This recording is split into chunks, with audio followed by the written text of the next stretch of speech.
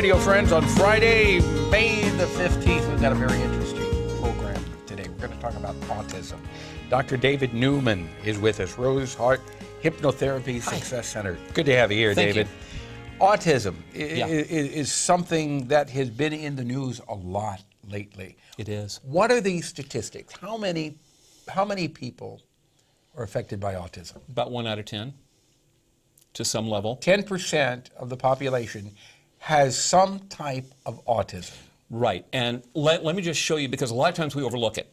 Okay. But here are people that science now is looking at and saying pretty sure that they have some form of autism somewhere in there. Albert Einstein, Bill Gates, Steve Jobs.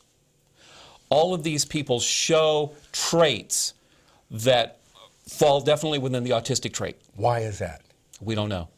Or at least I don't know. And you've got a lot of people, there's a lot of stories. It could be from vaccines, it's a birth defect, it's all types of stuff. I don't know. But what I do know is how to work with people that have this particular, situation and how to make them extremely successful.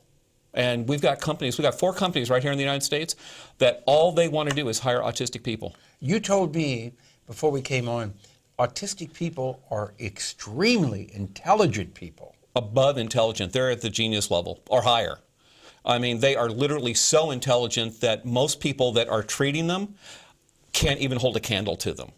You also told me that someone with autism picks up on what you expect, the way you expect them to behave, and they behave that way? Exactly, they model it.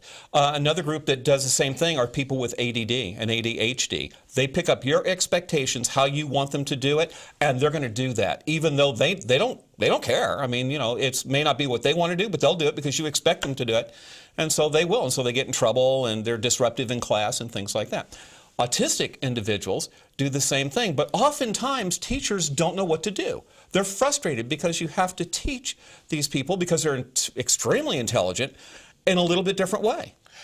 But how do you deal, and maybe I'm getting off Okay. line here, but you hear a lot of times autistic people having meltdowns. Sure. How do you deal with that?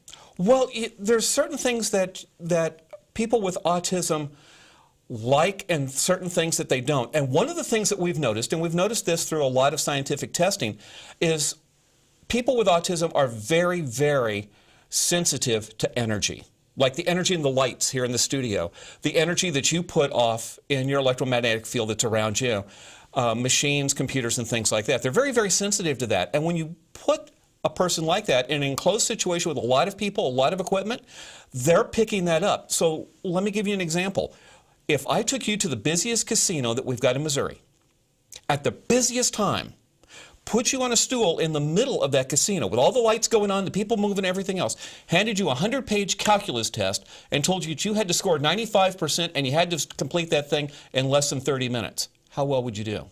Well, not very well. But that's what their life is like every minute of every single day. Because they're taking in all They're taking in all this energy, all this other stuff. Okay, and so the really cool thing is to work with these people, teach them how to filter that out.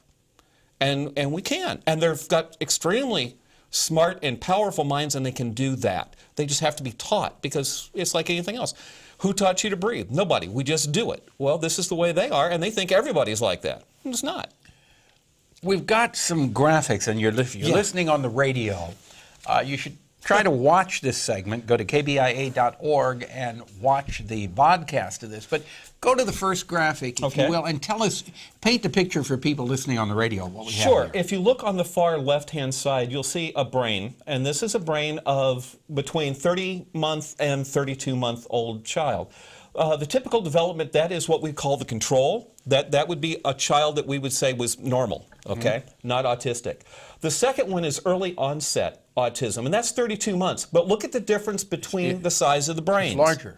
Much larger. The third one is called regression. This is the person that comes up, everything's normal, and suddenly they start backing up in infancy, okay, and toddlerhood, things like that. But look at the size of that brain. Much larger. Much larger. They have tremendous brain power there. They have lots of more space in their cortexes. The neurons are a lot bigger. And we'll see that if we could go to the next picture. This right here, what you're looking at, is actually a brain scan. And the highlighted area, that's with dye, and that is the visual cortex. The one in blue, that is a person that is the control. That would be a person we'd classify as normal. And the one in And red. much larger. Look at the size of that visual cortex. This person is taking in tons more information and can process it. So let me give you an example. So that would be an autistic person. That's an autistic person. Okay. So let me give you an example. If I say, imagine a steeple, what did you just see? A steeple. A steeple. If I go to a person, any form of autism, and say, imagine a steeple, it's like Google Images. They get hundreds of thousands of steeples simultaneously in their head, and now I have to analyze which steeple are we talking about. That's the power of these kids, and that's the power of these adults. And for years, we have simply shoved them over to the side because we don't get it. We don't understand. We're the ones with the problem. They're not. But in reality, they are so intelligent that they could perform almost anything. Yes. If they put their mind to it. If they understand what it is. Yeah, exactly. Exactly. And it's phenomenal. When you work with these people, you realize there is no limit to what they can achieve. None. I mean, it's literally sky's the limit. Whatever you want to achieve, they can do it. It's amazing. Have you worked? I'm having a hard time comprehending all of this. Don't but worry have you about it. worked? Everybody does. Have you worked with many people with autism? I have. Now let me show you on this next slide. We're about out of time, but go real quick. On this next slide, you're going to love that. That is a praying mantis, okay? That is an origami praying mantis. That it took the child that did that, who was 7 years old, 38 seconds to do without a pattern. And that was an autistic That's child. an autistic child. And it was not, that child was not high functioning. That is, behind that is the pattern. When we unfolded it, we highlighted it to see how many folds this kid made. We handed him literally a blank piece of paper, and I said, make something for me. He was very visual. In 38 seconds, he did that? In 38 seconds, flat. All right. Well, you need to watch this vodcast. Go to kbia.org, click on Radio Friends, and watch the segment with Dr. David Newman. We're out of time, David. But if people want more information, how can they contact you?